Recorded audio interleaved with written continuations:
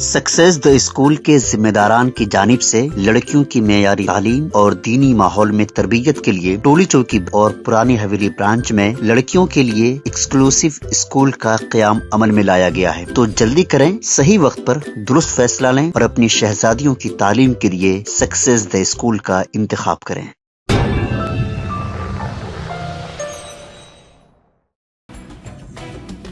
Congress party के senior रहनुमा फेरोज खान ने AIMIM के साथ इत्तेहाद किए जाने की तस्दीक की है।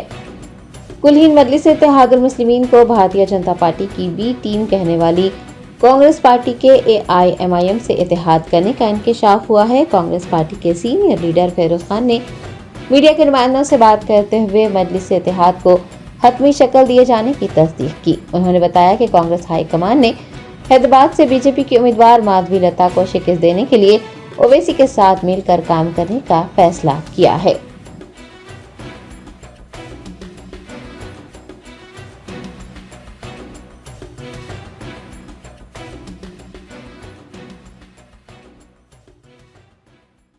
కానీ కాంగ్రెస్ మాత్రం ఇంకా అభ్యర్థిని ప్రకటించలేదు.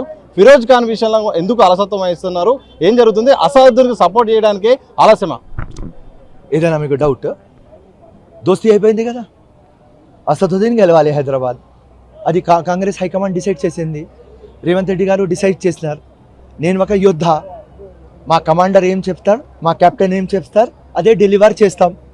అది మా పర్సనల్ ఫైట్ అసదుద్దీన్తో ఉంటుంది ఎప్పుడు, కానీ పార్టీ చెప్పింది అసదుద్దీన్ గెలవాలి. మా ఫైట్ కంటిన్యూ చేస్తాం, అతనికి గెలిపిస్తాం. సో పార్టీ స్పష్టంగా చెప్పిందా? మీ పర్సనల్గా అయితే ఎప్పటి నుండో ఫైట్ చేస్తున్నారు, ఆ బోగస్ ఓటర్ విషయంలో కూడా ఫైట్ చేస్తున్నారు.